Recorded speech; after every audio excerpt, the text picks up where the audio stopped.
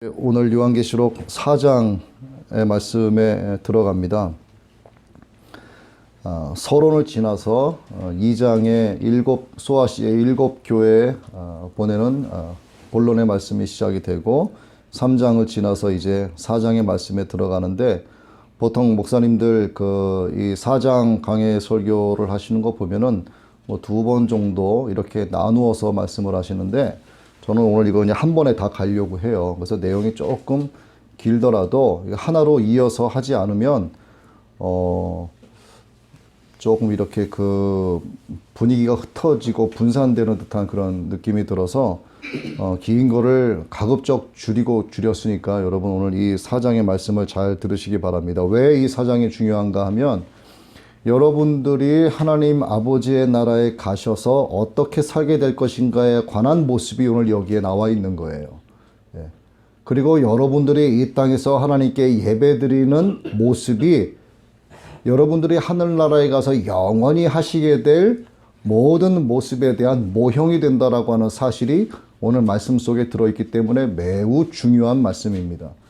내가 성도로서 어떻게 살아야 하는가, 찬양과 경배가 왜 중요한가, 금관은 무엇이고, 하나님께 24 장로들이 자기의 쓴 관을 벗어서 하나님께 드린 이유는 무엇인가, 왜 이들이 흰 옷을 입고 있는가 하는 갖가지 그런 중요한 말씀들이 많이 나옵니다. 그리고 7영, 하나님의 완전하신 7영이 또 등장을 하고 네 생물이 등장을 하는데, 이래 성도의 모습을 설명하고 있고 상징하고 있는 내용들이기 때문에 좀 중요하다 하는 것을 말씀을 드립니다. 먼저 4장 전체에 대한 개요를 1절부터 11절까지 쭉 말씀을 드리고 다시 1절부터 한 절 한 절 강해하는 식으로 그렇게 말씀을 드리도록 하겠습니다. 요한계시록은 서신 형식을 띠고 있죠. 이 서신 형식을 띤 4장에서 펼쳐지는, 앞으로 펼쳐질 일들에 대한 이런 환상, 7 금초대 사이를 지나시던 그리스도께서 음성으로 요한을 부르시게 됩니다. 그리고 장차 있을 일을 보여주시는 내용으로 전개가 이제 되고 있습니다. 앞에 2장과 3장에서 사도 요한이 주님의 말씀을 기록해서 소아시아의 7 교회로 보낸 것처럼 이제부터 또 보여주시는 그런 장래 일들에 대해서도 모든 교회들, 그러니까 모든 성도들이죠. 모든 성도들에게 전해야 하명을 사도 요한이 또다시 주님으로부터 부여받게 됩니다. 요한이 이 주님의 예언의 환상을 본 것은 어떤 상태냐? 하나님의 영으로 충만한 상태였어요. 성령으로 충만한 상태였습니다. 이게 무엇을 의미하는가? 누구든지 성도라면 성령으로 사로잡힌 바 된 사람만이 하나님의 음성을 듣게 된다는 거예요. 아무리 신앙생활을 오래 했다, 내가 모태신앙이다, 내가 교회에 어떤 직분을 갖고 있다라고 해도 성령이 임한 사람이 아니면 주님의 음성을 들을 수가 없습니다. 성령이 임한 사람이 아니면 하나님의 말씀을 읽지를 않아요. 성령이 임한 사람이 아니면 찬양과 경배의 삶을 살아가질 않습니다. 하나님의 영으로 충만해야 된다라는 거죠.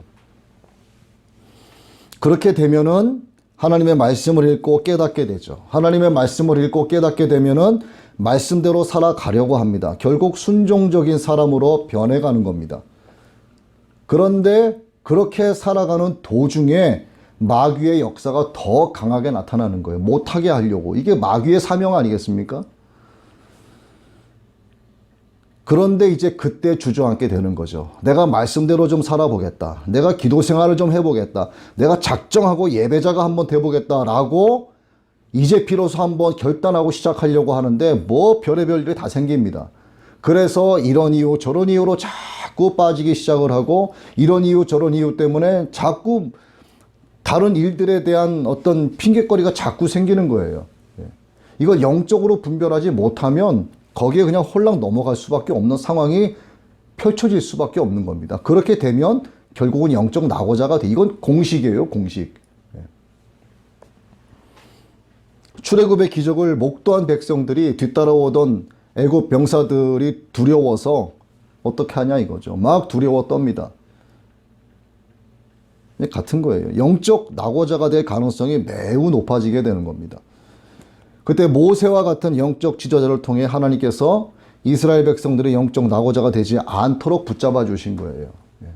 하나님께서는 하나님의 종들을 통하여 권면의 말씀을 듣게 하십니다. 근데 그 권면의 말씀을 듣지 않으면 그건 책임 못 지는 거죠. 목사가 그걸 책임질 수 없는 거예요. 왜? 하나님과 나와의 관계는 결국은 1대1 관계이기 때문에 아무리 목사가 어떤 성경적인 권면을 해도 듣지 않으면 그거는 뭐 방법이 없는 겁니다. 그래서 여러분 성경적인 권면을 받아들이셔야 되는 거예요. 그게 내가 사는 길이고 내가 이기는 자로 살아가는 길이에요. 내가 정말 이기는 자가 되지 맨 마지막에 가서 패배자가 돼버리면 얼마나 그 비참한 결론을 맞이하게 되겠습니까? 그 참 무섭고 두려운 일입니다. 그것은. 그렇게 성령으로 충만했던 이 요한은 자신에게 말씀 주시는 주님의 음성을 듣고 먼저 하늘에 있는 하나님의 보좌를 바라보게 되는 거예요. 그 보좌는 하나님의 영광과 능력과 심판의 자리로서 하나님 자신의 보좌였습니다. 여기서 나오는 권세는 하늘에 있는 권세뿐만이 아니라 땅에 있는 모든 지배권들을 포함한다라는 거죠. 하나님은 하늘에 계시지만 만물의 창조주이시고 만유의 주제이신 하나님께서 무소부지하신 하나님께서 처음과 나중이신 하나님께서 이 땅의 모든 것들의 주관자가 되신다는 겁니다. 자, 이 땅의 모든 것의 주관자가 되신다라고 하는 것은 사탄 원수마귀 악한 영까지도 하나님의 주관하에 있다라고 하는 거예요. 하나님께 선하게 쓰임받지 못하는 피조물들이에요. 인간들도 마찬가지예요. 하나님께 선하게 쓰임받아야지 악한 역할로 쓰임받게 되면 그 얼마나 불행한 사람이겠습니까? 그러니까 여러분 모두가 하나님께 정말 선하게 쓰임받는 일꾼들이 되시길 축원합니다. 자, 보좌에 계신 하나님의 모습을 사람의 말로 설명하거나 표현할 길이 없었어요. 그 어떻게 하나님의 그 거룩하시고 영원하시고 빛나는 보좌를 사도 요한이 자기의 어떤 인간적인 언어로 어떻게 표현할 수 있겠습니까? 그래서 표현한 것이 벽옥과 같다, 홍보석과 같다, 이런 제한적인 표현과 함께 녹보석 같은 무지개에 둘러싸여 있다, 이렇게밖에 표현할 수가 없는 거예요. 그리고 또 하나님의 보좌 둘레에 24 장로들이 앉아있는 24개의 보좌들을 또 보게 되는 거죠. 이 24 장로들은 신구약 시대를 포함한 전체 교회를 이야기하는 겁니다. 24 장로. 그 24 장로들은 성도들의 의를 나타내는 흰 옷을 입고 있었어요. 그리고 하나님이 주신 영광의 그 멸관을 쓰고 있었다, 이렇게 기록이 되어 있습니다. 자, 성도들은 흰 옷을 입은 자들이 되어야 하는 거예요. 흰 옷을 입지 않으면 하나님의 영광 보좌 앞으로 나아갈 수가 없습니다. 하나님께서 많은 사람들을 데려다 내 집을 채우라고 잔치를 벌이셨는데 두루 다니시다가 예복을 입지 않은 저놈이 누구냐라고 말씀하시면서 당장 내어 쫓으라라고 말씀하십니다. 흰 옷을 입고 들어가지 않으면 갈 수가 없는 거예요. 24 장로들의 모습이 오늘 우리 성도들의 모습이 되어야 한다 하는 겁니다. 이게 무엇으로 이루어지는가? 회개함으로 정결하고 성결한 자들이 되어야 한다. 회개. 여러분 매일매일 저녁에 집에 들어가시면 뭐 세수하시고 뭐 클렌징 하시고 샤워하시잖아요. 그렇죠? 회개는 하십니까? 여러분 제가 여러분께 한 가지 말씀을 드릴게요. 여러분 저녁에 집에 들어가셔서 입 닦고 식사하시고 세면도 하고 샤워하시려면 하시기 전에 회개부터 하고 씻으세요. 회개하지 않으면 씻지도 마세요. 여러분 그 겉에 먼지 묻은 미세먼지 묻고 다니면서 이것저것 손 더러워진 거 씻으면 뭐 하겠습니까? 예? 영적으로는 지저분하고 막 얼룩이 젖어 있는데 내 몸뚱아리만 씻으면 뭐 하겠냐고. 샤워하기 전에 하나님 앞에 철저하게 회개하고 영적으로 씻은 다음에 그 다음 육신을 씻으시라 이 말이에요. 그래야지만 이게 습관이 되는 거예요. 이걸 한마디로 말하자면요, 돼지목의 금사슬이에요. 돼지목의 금사슬. 이 24 장로의 존재는 하나님의 교회에 있어서 하늘나라에 있는 승리적 교회를 뜻하는 거예요. 이게 세상에서 볼 수 있는 전투적 교회의 모습이 아닌 승리한 성도들의 공동체를 상징하는 겁니다. 아울러 보좌로부터 무엇이 나오는가? 번개와 내성이 나는 것을 보았다, 이렇게 기록을 합니다. 그리고 보좌 앞에 7 등불을 켠 것을 요한이 보게 되는데 이것을 하나님의 7 영이다, 이렇게 사도 요한이 정의해서 기록하고 있는 내용이 나옵니다. 자, 계속해서 요한은 보좌 앞에 있는 수정과 같은 유리바다, 그리고 내 생물들이 하나님의 보좌와 24 장로들과 하나님의 백성들 사이에 있는 것을 또 보게 됩니다. 이 네 생물들은 하나님의 보좌나 24 장로들, 하나님의 백성들과 가까이 있었어요. 그리고 그 네 생물들 보니까 앞뒤에 눈이 가득하더라, 이렇게 기록을 해놨습니다. 이것은 에스겔서 1장 18절에서 또 10장과 12절에 기록된 그 내용처럼 통찰력과 지혜의 뛰어남을 의미하는 거예요. 또 그것들은 각각 사자 같다, 뭐 송아지 같다, 그리고 사람 같다, 독수리 같다, 이렇게 표현하고 있습니다. 이것은 생물들 역시 순서에는 차이가 있지만, 에스겔서에 등장하는 그 순서에는 차이가 있지만 각각 피조물들을 대표하고 있는 에스겔이 본 환상과 똑같은 내용이에요. 여러분, 구약에 기록된 그 에스겔서와 요한계시록에 기록된 그 연수 차이가 얼마가 되겠습니까? 그런데 같은 거예요, 이것이. 이게 하나님의 영으로 기록되지 않으면 이렇게 기록될 수 없는 겁니다. 이거 사람이 작정하고 사기치기 위해서 이렇게 기록했을까요? 사기치기 위해서 기록하고 조작한 것이라면 몇 년 지나지 않아서 다 드러나게 돼 있습니다, 이것은. 자, 한번 사자를 보죠. 사자는 짐승의 왕이죠. 용기를 상징하는 겁니다. 그리고 송아지는 가축의 대표, 충직함을 상징하는 거예요. 그리고 사람은 모든 피조물의 영장으로서 지혜 있는 것을 상징합니다.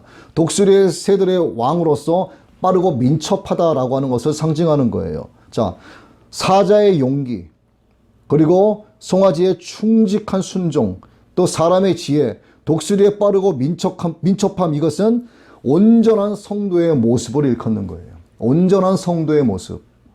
자, 성도가 완전하신 일곱 영으로 우리와 함께 하시는 하나님 앞에 나아가기 위해서는, 자, 성도가 하나님 앞에 나아가기 위해서는 하나님의 완전하신 일곱 영으로 인해서 나아갈 수 있는 거예요. 이게 성령이죠. 나아가기 위해서는 세상에 대해서는 사자처럼 용기 있고 담대해야 된다라고 하는 것을 이야기하는 겁니다.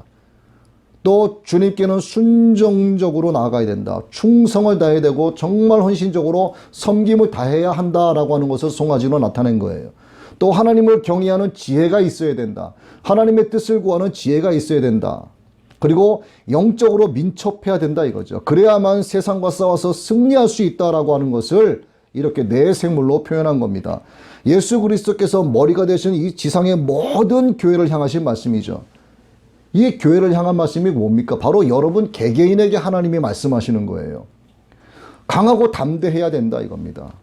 충직해야 된다. 순종해야 된다. 항상 하나님의 뜻을 구하는 지혜가 있어야 된다. 하나님을 아는 지식이 있어야 된다. 또 영적으로 우둔해서는 안 된다.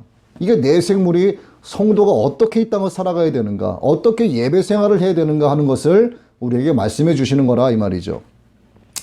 교회 간판을 붙여도, 하나님의 이름이 불려줘도, 또 예수님의 이름이 거론되어줘도 예수 그리스도께서 머리 되지 아니하시고 또 삼위 하나님을 팔아서 인간이 신격화되는 그런 영적으로 음란하고 더러운 종교 집단에는 전혀 적용되지 않는 말씀이에요. 신천지. 제가 신천지 그 이만희 그놈이 유럽에 가서 26개국 나라에서 모인 400여 명의 목회자들 앞에서 뭐 강연하는 거를 제가 이렇게 내용을, 야, 정말 기가 막히더라고요. 유럽이 지금 그렇게 썩어져 가는 것 같아요. 그 이만희 앞에 나와서 무릎 꿇고 울고 회개하고, 야, 여러분 참 심각합니다, 지금. 예. 여러분 주변에서 보시는 여러분들의 그 생활 환경, 그 패턴대로만 살아가시기 때문에 영적으로 세상이 어떻게 지금 음란해져 가고 있는가를 잘 모르시죠? 여러분, 기가 막힌 상황들이 벌어지고 있어요. 정말 기가 막힌 상황들이 벌어지고 있습니다. 예. 해외 언론들이 그 이만희 와서 그 말 들어보니까 말도 우둔한 게, 그걸 뭘 신인이라고 그거를 떠받들고, 참 진짜 시간 낭비입니다. 그럼 얘기하는 거는. 또 뭐 하나님의 교회 있죠. 여호와 증인 있죠. 안식교, 통일교, 전능신교. 여러분, 전능신교라고 하는 것도 중국에서 일어난 거잖아요. 야, 그거 여러분 잘 들어야지 자칫 잘못하다가는 그냥 넘어가요. 이 베트남도요, 신천지 하나님의 교회 전능신교가 판을 칩니다. 예. 처음에 저도 갔을 때 그건 목사들이 저를 경계해요. 신천지 아닌가, 자기들끼리 쑥덕거리는 겁니다. 하나님의 교회에서 온 거 아닌가, 쑥덕거리는 거예요. 예. 그 시간이 지나면서 교제하면서 아니다라고 하는 것이 증명이 되니까 이제 서로 그 사람들도 이제 함께 하려고 하고 협조하고 이제 이런 순서대로 지금 이제 가고 있는 거죠. 그 저도 얘기했어요. 야, 나도 너희들 못 믿겠다. 너희들 정말 여기에 제대로 된 교단의 목사들이랑 목사 자격증 한번 줘봐. 그랬더니 꺼내 보여주더라고요. 이게 그런 사회입니다, 지금. 교회는 정말 많아요. 예, 여러분 살고 계시는 주변에 교회가 얼마나 많습니까? 그러나 여러분, 홍수가 있는 곳에 마실 물이 없는 것과 똑같은 거예요. 점점 세태가 음란해지고 갈수록 완악해지고 폐역해지고 있습니다. 정말 이 내 생물처럼, 그리고 이 24 장로처럼 성결된 성도의 모습이 아니면 이기는 자의 대열에 들어갈 수 없다라고 하는 것을 여러분들이 꼭 기억하셔야 돼요. 그뿐만입니까? 그 잡단 그 귀신 조무래기 이단 사이비 그 이름도 없는 그런 이단 사이비 종파들이 얼마나 많습니까? 예? 그리고 자기가 자칭 예수라 이거야. 자기가 자칭 예수라고는 그런 현역에서 뛰고 있는 그 자칭 예수들이 또 얼마나 많아요. 예? 여러분 다 알고 계시잖아요. 뭐 종교 다원주의, 세상과 타협하는 이런 교회들, 사람의 입에 느리는 게 어서워서 무서워가지고 성경적인 진리대로 가르치지 못하고 있는 교회들도 마찬가지예요. 어떤 목사님이 그러더라고요. 한 1000명 정도의 성도가 나오는 교회, 이제 가정별로 치면은 어느 날 자기도 하나님 앞에 회개하고 성경대로 진리대로 현재 돌아가는 세상 사태에 대해서 전했더니 그 다음 주에 많은 성도들이 빠져나갔더라 하는 이런 이야기를 하는 거예요. 그래도 전해야 될 건 전해야 되는 거예요.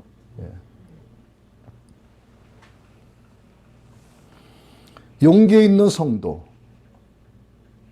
충직한 성도, 지혜를 구하는 성도, 빠르고 민첩한 영적 대응력을 갖춘 성도들은 모두가 하나님의 은혜와 예수 그리스도의 진리 안에 거하는 사람들이에요. 하나님의 은혜, 예수 그리스도의 진리, 이 은혜와 진리 안에 거하지 않으면 용기 없습니다. 충직함도 없고 순종도 없어요. 하나님의 지혜 안 구합니다. 예. 영적으로 우둔해지고 폐역해지고 완악해지기 시작을 하는 거예요. 그걸 내가 알아차리느냐. 중요한 것은 자기가 그렇게 나락되어 가는 것을 모른다는 겁니다.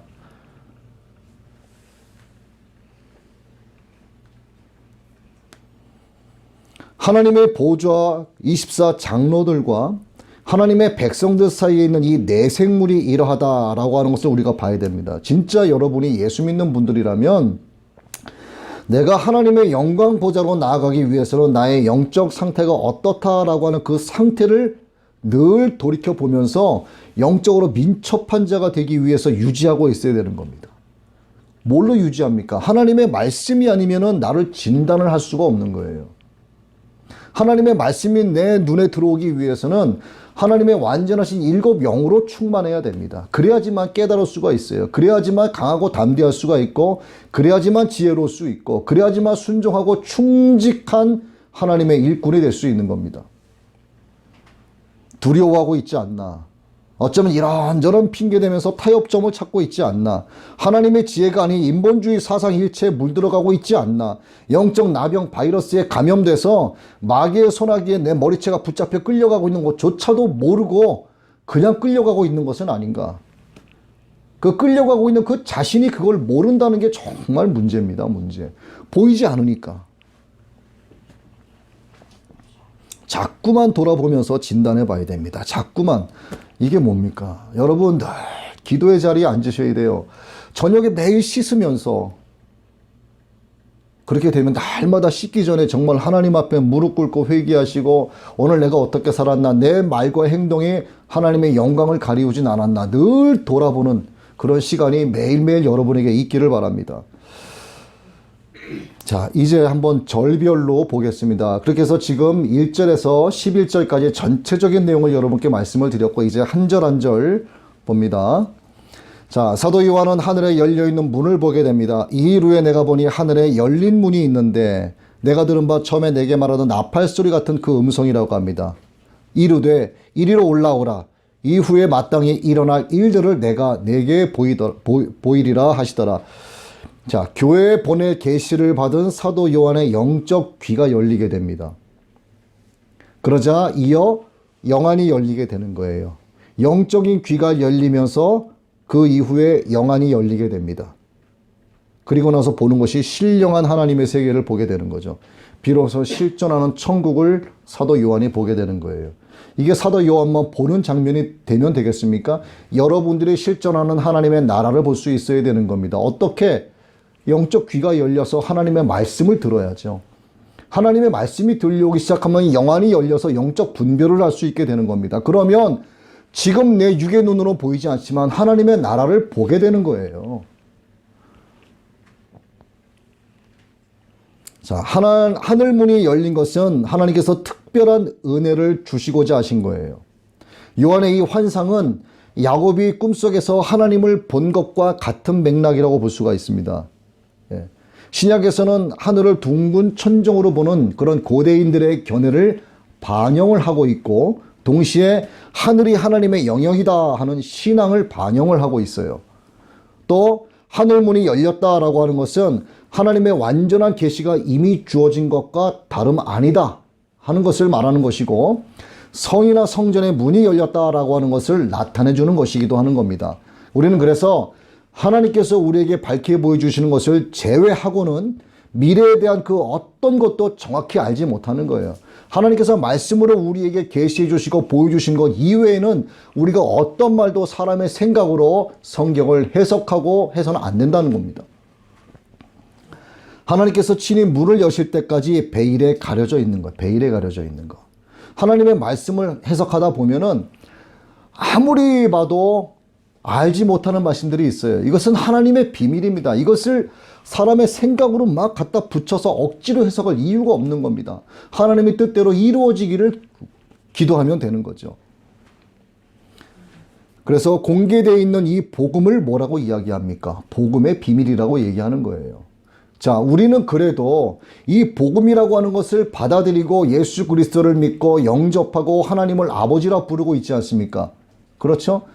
우리는 복음의 비밀이라고 하는 이것이 어느 정도 공개가 돼서 우리 마음속에 딱 안착이 되어 있는 거예요. 그러나 복음을 전해도 받아들이지 못하고 예수 믿지 못하는 사람들은 이 복음 덩어리 자체가 비밀로 작용되는 거예요. 그 사람들에겐. 공개되어 있는 비밀이라 이 말입니다. 그래서 복음의 비밀이라고 이야기하는 거죠. 하나님께서 복음을 듣는 자들의 우둔한 마음을 열어주셔야만 말씀이 들어오게 돼 있어요. 여러분이 말씀을 들으면서 아멘 하시는 것은 이미 하나님께서 우둔했던 여러분의 마음을 열어주셨다는 뜻이 됩니다. 여러분들도 다 우둔했던 분들이었어요. 여러분들이 나면서부터 하나님의 말씀을 듣고 아멘 하셨습니까? 아니에요. 여러분들도 어린아이와 같은 신앙이었어요. 어쩌면 지금도 그럴지 모릅니다. 날마다 성장만 하면 돼요. 한꺼번에 올라갈 수는 없습니다. 성장만 하면 됩니다. 그래서 우리는 범사에 감수할 수 있는 거예요. 그리고 항상 기뻐할 수 있는 겁니다. 그렇기 때문에 쉬지 않고 기도할 수 있는 거예요. 이것이 하나님의 뜻이기 때문에 이들은 결국 이기는 자의 무리에 들어와서 새하늘과 새 땅을 맞이할 수 있게 되는 것입니다. 여러분 모두가 새하늘과 새 땅을 맞이하시는 이기는 자들이 되어야 하는 거예요.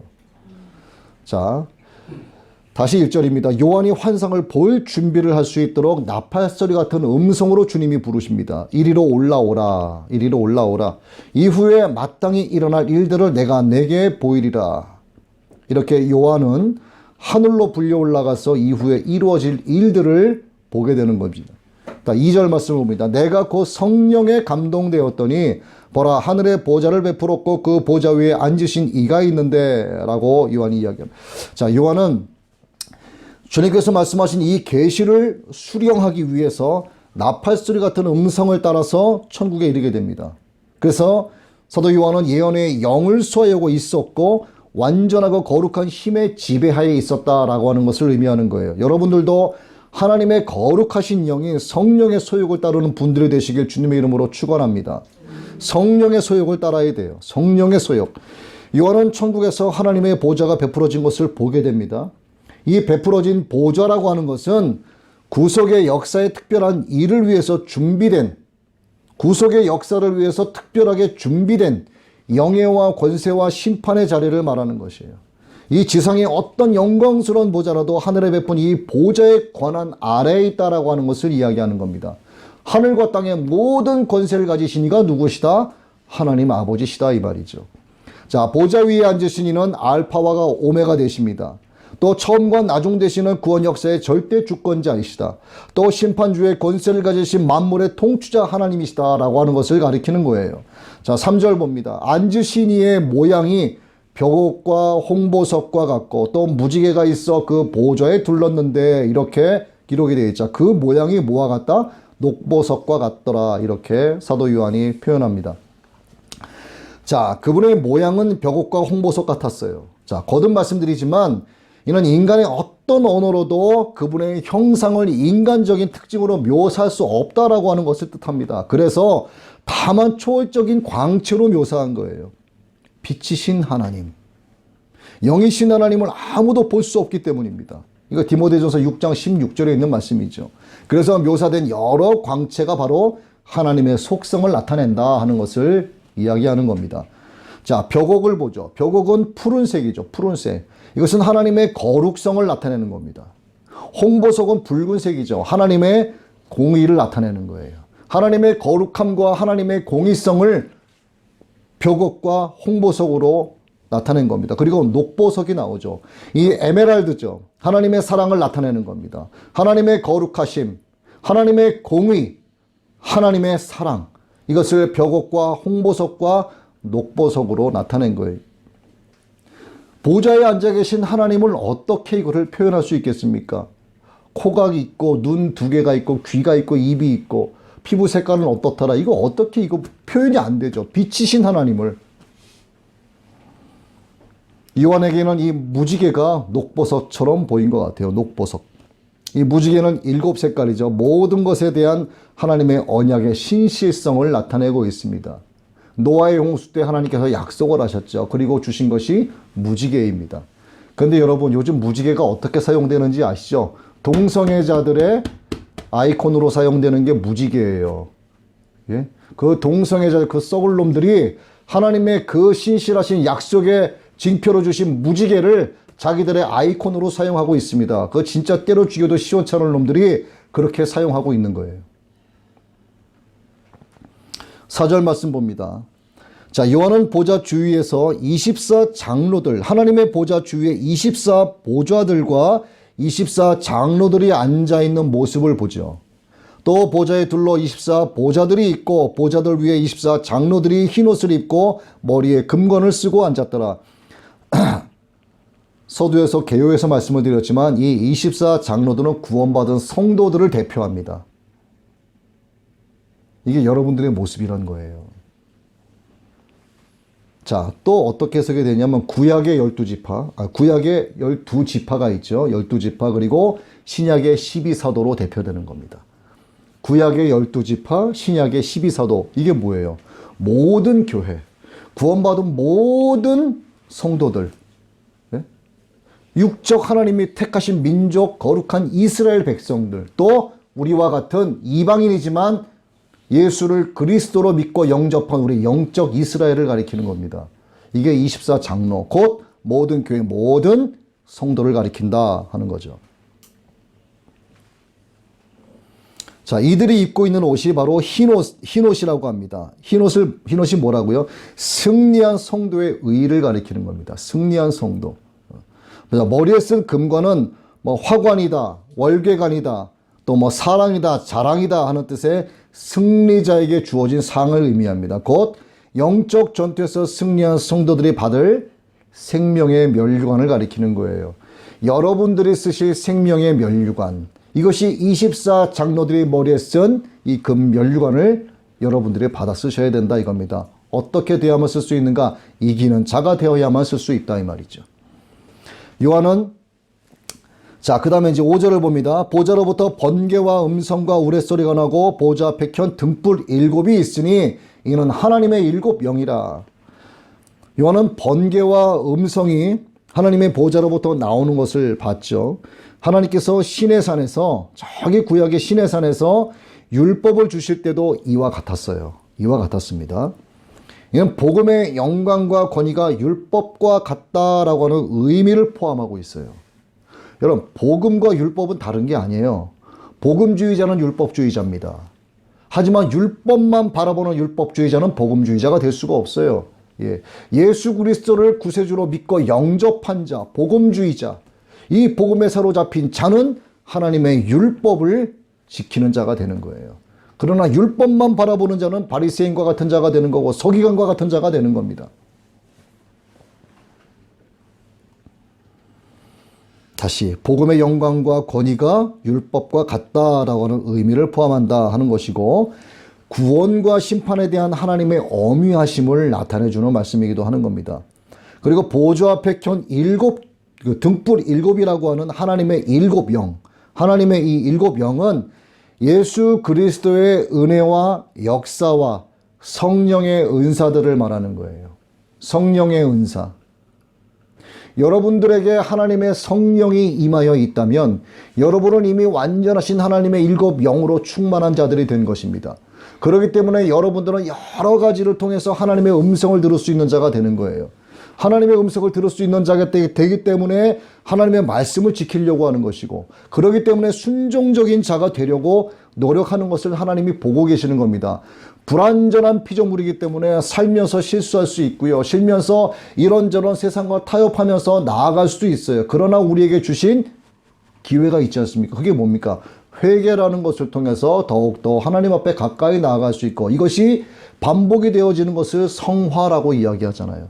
그래서 믿음이 성장이 되고 하나님의 보좌 앞으로 나가서 24 장로와 같이 금관을 쓰는 우리가 되어야 한다 하는 것을 오늘 말씀을 통해서 우리가 깨달아야 하는 겁니다. 자, 하나님의 충만하신 영, 완전하신 영, 이 일곱 영, 한치의 오차도 없이 이루어지는 성령 충만한 역사를 나타내는 겁니다. 자, 이사야서 11장 1절 이하의 말씀으로 한번 보게 되면은, 여러분 잘 들어보세요. 이새의 줄기에서 한 싹이 나며 그 뿔에서 한 가지가 나서 결실할 것이요, 그 위에 여호와의 영, 곧 지혜의 영, 총명의 영이요, 모략과 재능의 영이요, 지식과 여호와를 경외하는 영이 강림하시리니, 이렇게 기록이 되어 있어요. 자, 지혜와 총명은 하나님의 모든 말씀을 깨달을 수 있는 영을 이야기합니다. 그 다음에 모략은 예언의 영이고, 또 재능은 예언이 이루어지는 능력의 영을 이야기하는 거예요. 또 지식과 경외하는 영은 예배의 영을 의미합니다. 그리고 마지막 시대에 하나님의 모든 것의 비밀을 깨닫게 하시는 이 계시의 영이 있는데, 지금 말씀드린 이 일곱 개의 영이 바로 여호와의 영인 거예요. 하나님의 일곱 영을 가리키는 것입니다. 그 다음에 6절 말씀을 봅니다.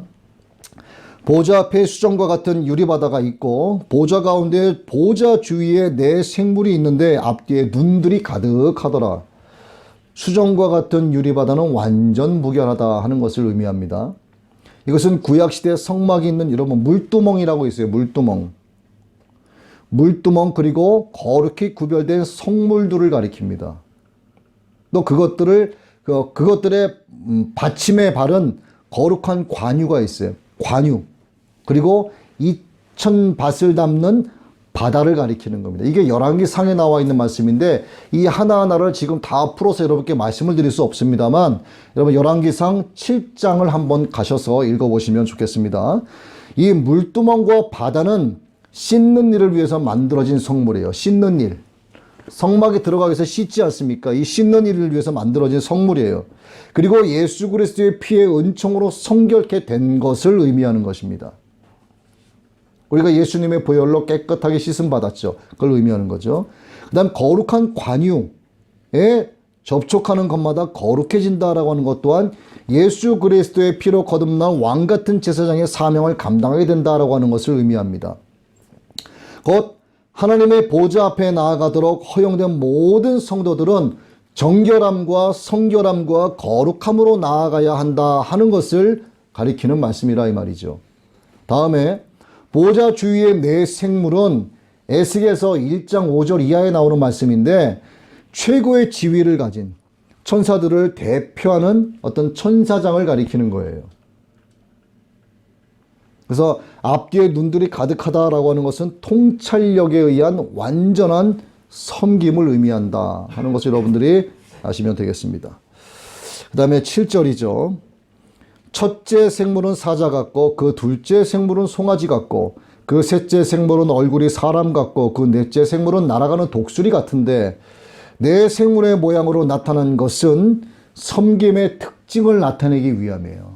무슨 특징이요? 섬김의 특징, 섬김의 특징. 자, 사자는 당당함으로 힘있게 섬기는 것을 나타냅니다. 송아지는 충직하게 순종하면서 섬기는 것을 나타내는 거예요. 다시 사자가 당당함으로 힘있게 섬기는 것은 잠언 28장 1절에 나와 있는 말씀입니다. 그리고 송아지가 충직하게 섬기는 것은 고린도전서 4장 2절에 있는 말씀을 가리키는 거예요. 또 사람이 나오죠. 지혜롭다. 사람은 지혜롭게 섬기는 것을 나타냅니다. 잠언 4장 7절과 마태복음 24장 45절의 말씀을 가리킵니다. 독수리는 신속하게, 여러분 아까 말씀드렸죠. 영적으로 민첩하게. 이것은 시편 119편 60절에 있는 말씀을 가리킵니다. 사자가 동물의 왕이죠. 사자는 왕의 모습이고 송아지는 순종과 인내이고요. 사람의 얼굴은 지혜와 총명이고요. 독수리는 영적 생명을 나타냅니다. 이 말씀을 읽는 모든 분들에게 이와 같은 성도의 모습이 있게 되기를 주의 이름으로 축원합니다.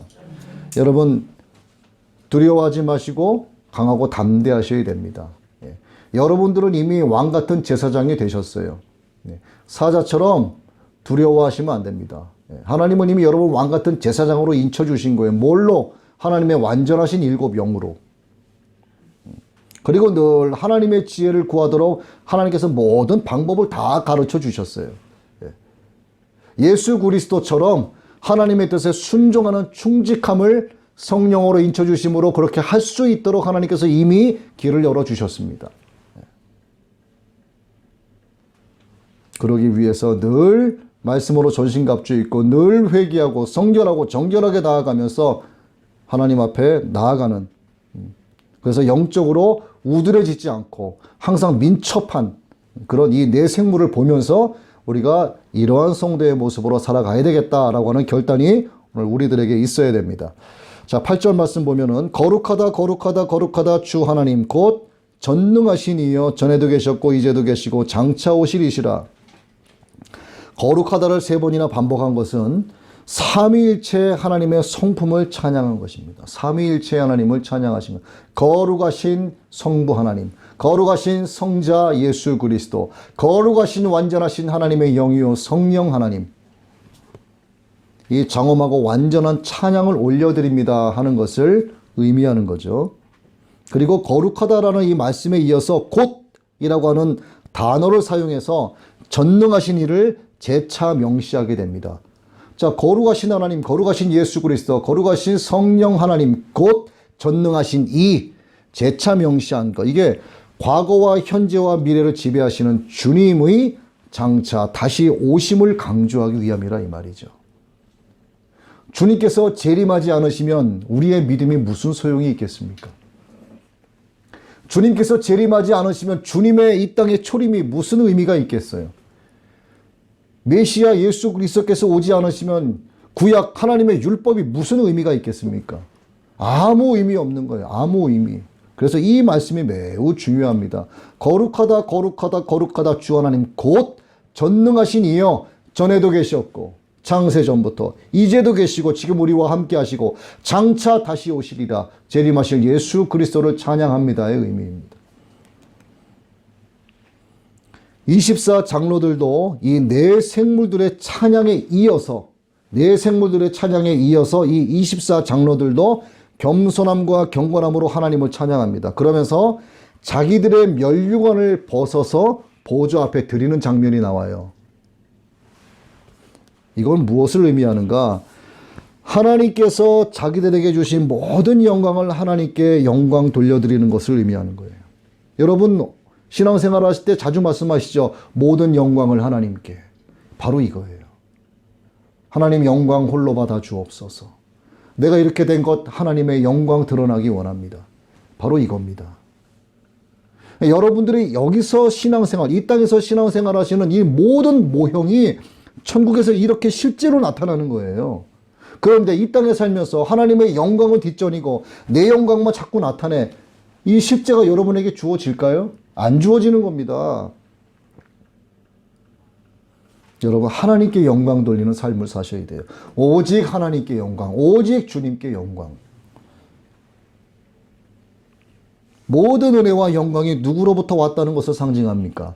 하나님으로부터 온 거예요. 그래서 하나님께 영광 돌리는 겁니다. 자신들이 받은 영광이라는 것은 하나님의 영광에 감히 비교될 수 없을 뿐만 아니라 하나님을 영광스럽게 하는 것 자체가 궁극적으로 24 장로들 자신들에게 더욱더 큰 영광이 된다라고 하는 것을 의미하는 거예요. 여러분들이 이 땅에 살면서 하나님의 크나큰 복을 누리며 살아가고 있는데 이 모든 영광을 아버지 하나님께 돌립니다. 그러면 그 영광이 거기서 끝날까요? 아니에요. 여러분들에게 더욱 큰 하나님의 은혜가 임하게 되는 겁니다. 그러면 또다시 하나님께 영광이 되는 거죠. 그래서 여러분, 하나님께 영광 돌리는 삶을 살아야 합니다. 이것이 성도로서 마땅한 일이에요. 마땅한 일. 하나님께 올려드리는 영광이 성도들에게 고스란히 돌아갑니다. 다르게 표현하자면 하나님의 영광을 위한 성도의 삶이 되어야지만 비로소 존재론적인 성도의 가치를 하나님께 인정받게 된다 이 말입니다. 여러분들의 성도로서, 존재론적인 성도로서 인정받기 위해서는, 여러분의 성도로서의 가치를 인정받기 위해서는 어떻게 해야 된다? 모든 영광 하나님께. 이게 돼야 된다 이 말입니다.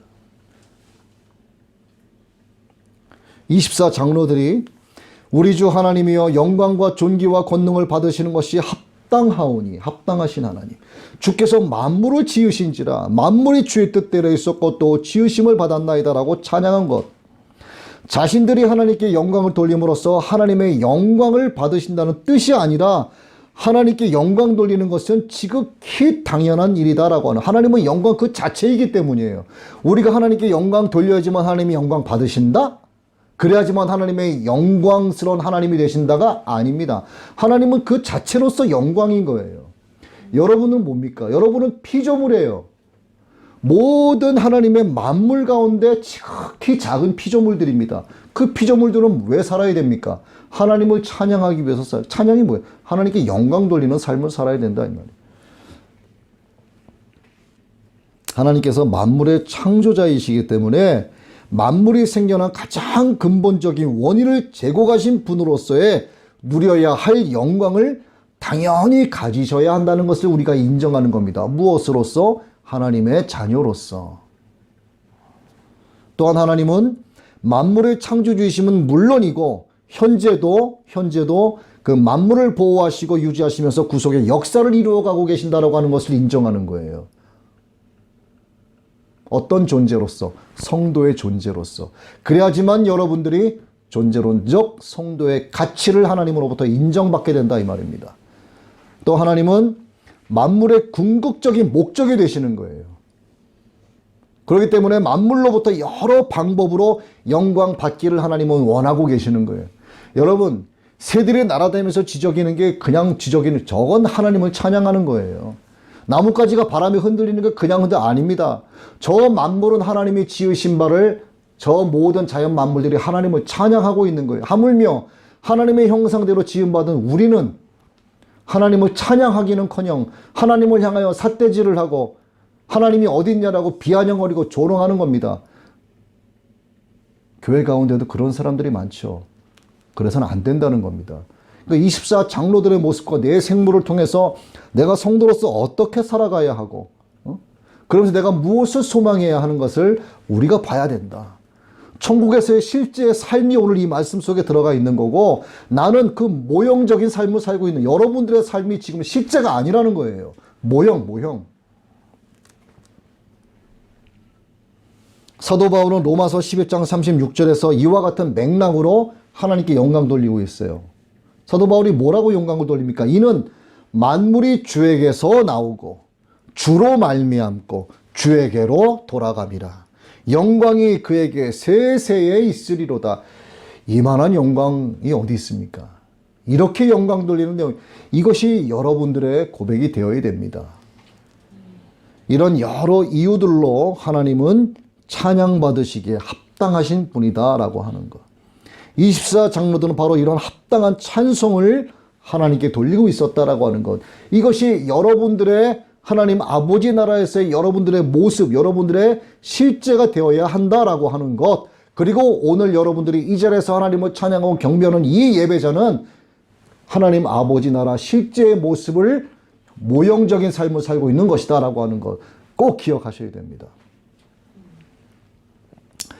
자, 이 요한계시록 19장에 보면은 엎드려 하나님을 찬양하는 24장로들이 또 나와요. 24장로들과 또 내 생물을 향한 거룩한 보좌의 음성이 나옵니다. 24장로들과 내 생물들을 향한 하나님 보좌에서의 음성이 나오는 게 19장에 기록이 되어 있어요. 뭡니까? 볼까요? 24장로와 내 생물이 엎드려 보좌에 앉으신 하나님께 경배하여 이르되 아멘 할렐루야 하니 보좌에서 음성이 나서 이르시되 하나님의 종들 곧 그를 경외하는 너희들아 작은 자나 큰 자나 다 우리 하나님께 찬송하라 하더라.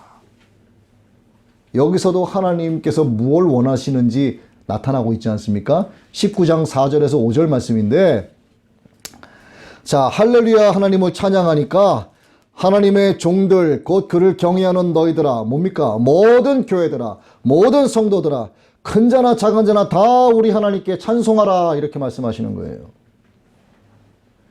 요한이 본 장래의 모습에 대한 첫 계시를 기록하고 있는 본장, 이 4장은요 하나님의 보좌와 그 주변에 대한 모습을 아주 자세하게 묘사하고 있어요. 특히 네 생물들 그리고 24장로들의 하나님을 향한 찬양을 여기에 기록함으로써 하나님 나라에 흘러넘치는 찬송의 물결을 우리로 하여금 충분히 느낄 수 있고 또 상상할 수 있게 해주는 겁니다. 그래서 하나님께서 찬양받으시기를 기뻐하시는 분이시다라고 하는 것을 우리로 깨닫게 해주시는 말씀인 거예요. 그러면 여러분들이 해야 될 일은 뭡니까? 하나님을 찬양하는 삶. 여러분의 삶을 통하여 하나님께 영광 돌리는 삶을 살아야 된다 이 말이죠. 여러분, 하나님 나라에 거하고 있는 성도들이 하나님을 찬양하고 있다면 그럼 지금 이 땅에 머물고 있는 성도로서 하나님을 찬양하는 것은 지극히 당연할까요? 아니면 가서 하면 될까요? 여기서 해야 되는 겁니다. 여기서 여러분들이 모형적인 삶을 그렇게 살지 않으면 그 모형은 실제가 되지 않는다니까요. 이거 성도의 기본입니다. 숨쉬기와 똑같은 거예요. 성도라면 그렇게 숨을 쉬어야 됩니다. 숨 쉬는 것 자체가 하나님을 찬양하고 하나님께 영광이 되어야 된다 이 말이죠. 즉 찬양받으시기 위해서 사람을 지으신 하나님의 창조의 목적에 부합된 삶을 살아낸다라고 하는 것은 하나님을 찬양하는 예배자로 살아간다는 것을 말하는 거죠. 하나님을 찬양하는 예배자. 따라서 모든 만민은 전능하신 분이시고 전에도 계셨고 이제도 계시고 장차 오실 주님께 찬양과 경배를 올려드려야 한다. 모든 만민이 마땅히 그래야 한다. 그러나 모든 만민이 그러합니까? 안 그렇죠. 모든 교회도 그렇지 않아요. 어떤 교회만 그렇게 합니까? 어떤 성도만, 예수 그리스도께서 나의 머리가 되신 분들로 인정하는 성도만, 교회만 그리한다 이 말이에요. 그들만 이기는 자가 되는 거예요. 자, 이제 8절. 내 생물은 각각 6날개를 가졌고 그 안과 주위에는 눈들이 가득하더라. 그들이 밤낮 쉬지 않고 이르기를 거룩하다 거룩하다 거룩하다 주 하나님 곧 전능하신 이여 전에도 계셨고 이제도 계시고 장차 오실 이시라. 이게 선지자 이사야의 환상을 언급한 거예요. 이사야 선지자의 환상. 이사야서 62장 2절 3절 말씀에 이렇게 나옵니다.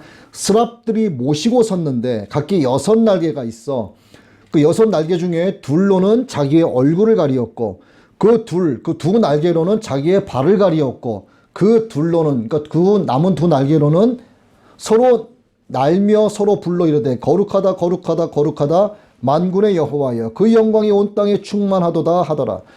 스랍은요 불타는 자, 고귀한 자라는 뜻을 갖고 있습니다. 여호와 하나님의 곁에서 모시는 세 쌍의 날개, 곧 6날개를 가진 천사를 말하는 거예요. 그 천사의 날개가 6개가 있나 봐요. 그리고 스랍은 인격적이고 영적인 존재로서 다시 말씀드립니다. 두 날개는 얼굴을 가리운다. 나머지 두 날개로는 발을 가리운다. 또 남은 두 날개로는 날개짓을 하고 있는 형상을 하고 있다. 이게 여러분 에덴 동산을 한번 생각을 해보세요. 에덴 동산. 에덴 동산을 지키도록 하나님의 명을 받은 또 다른 천사 그룹이 있습니다. 이게 미가엘 천사와는 좀 구별되는 거예요.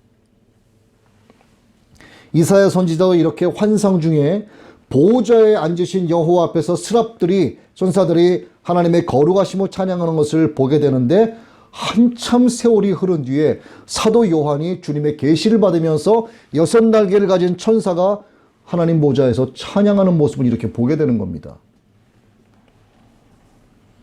두 날개로 자기의 얼굴을 가린다는 것은 하나님 앞에서의 겸비함과 겸손함을 상징합니다. 여러분 성도의 모습은 하나님 앞에서는 늘 겸손하셔야 됩니다.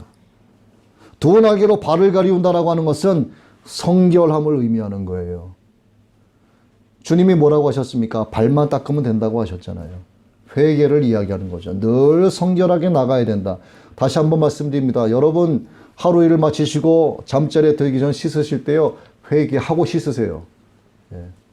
몸만 씻지 마시고 영적인 회개, 영적으로 발을 씻고 꼭 그 다음 씻으시기 바랍니다. 이게 뭐라고요? 하나님 앞에 성결함을 의미한다. 그 다음에 두 날개로 날아감은 뭡니까? 영적 민첩함을 이야기하는 거예요. 우둔한 자가 되어서는 안 된다는 겁니다. 이 내생물의 그 안과 주위의 눈들이 가득하다라고 하는 것은 하나님을 섬기기에 완전케 되었다라고 하는 것을 의미하는 거죠. 완전케 되었다. 그 완전한 섬김으로 그들이 밤낮 쉬지 않고 한 분이신 하나님을 찬양하는 겁니다. 삼위일체 거룩하신 하나님을 찬양합니다. 그 섬김은 하나님 찬양이라는 뜻이에요. 섬김 자체가 하나님을 찬양한다는 뜻입니다. 그래서 하나님 찬양은 하나님께 영광 돌리는 것을 뜻. 하나님을 섬긴다는 것, 하나님을 찬양하는 것, 하나님을 찬양하는 것은 하나님께 영광 돌려드리는 것이다 하는 것. 하나란 얘기죠. 자, 9절입니다. 그 생물들이 보좌에 앉아서 세세토록 살아계시는 이에게 영광과 존귀와 감사를 돌릴 때, 존귀와 감사는 창조주이시며 구속주이신 하나님께 대한 구원받은 성도들의 영원한 찬양의 내용을 의미하는 겁니다. 찬양을 어떻게 돌리는가?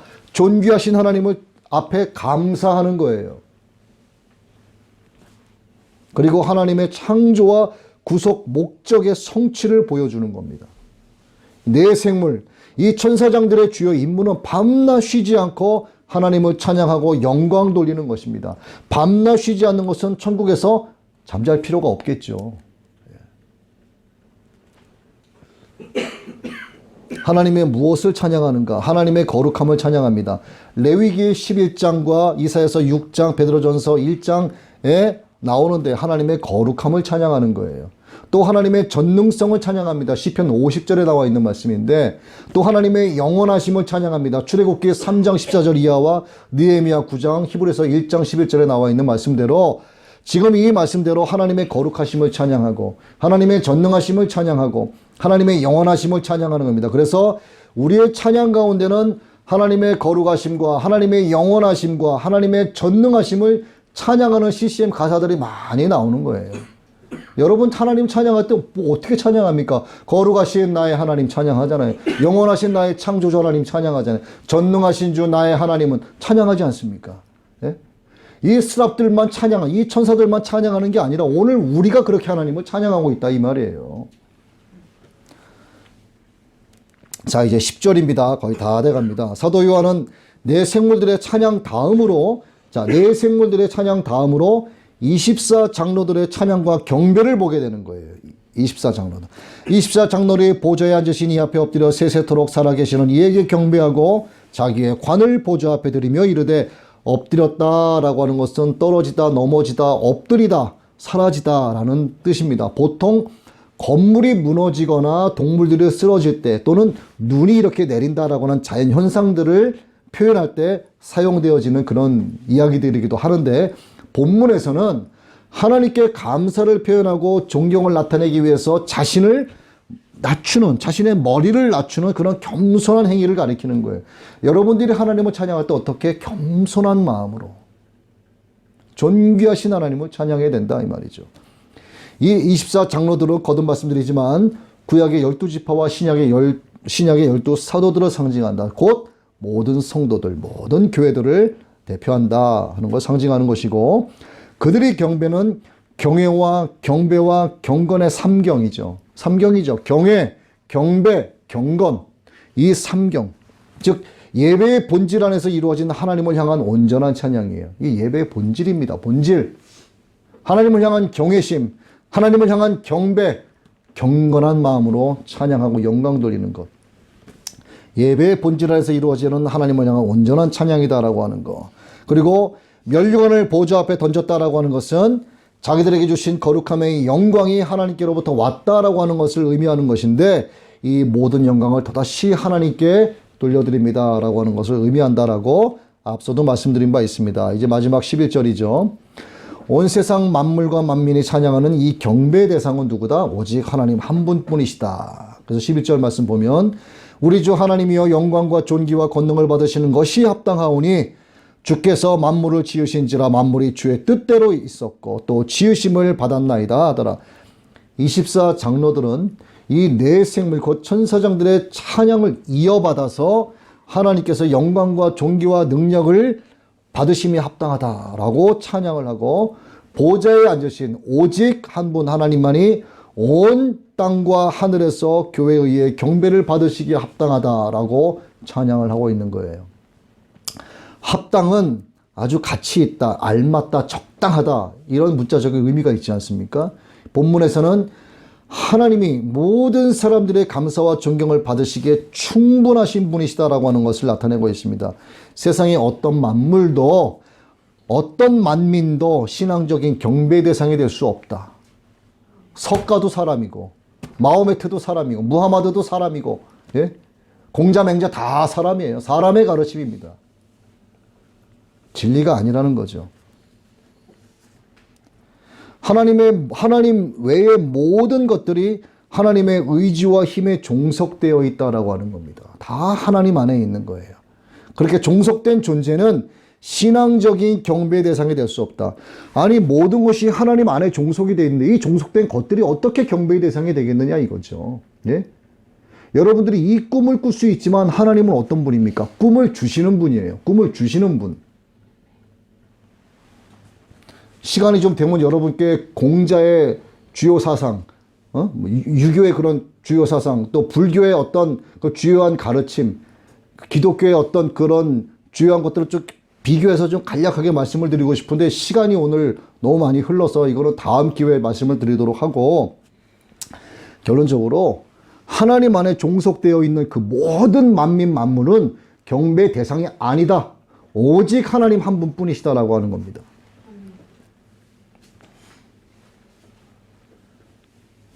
오직 하나님만이 만물의 통치자이시고 만물의 제1의 원인자가 되신다라고 하는 것. 제1의 원인자.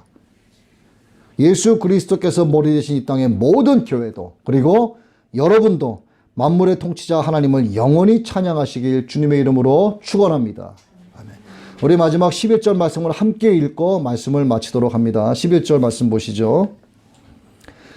시작. 우리 주 하나님이여 영광과 존귀와 권능을 받으시는 것이 합당하오니 주께서 만물을 지으신지라 만물이 주의 뜻대로 있었고 또 지으심을 받았나이다 하더라. 아멘.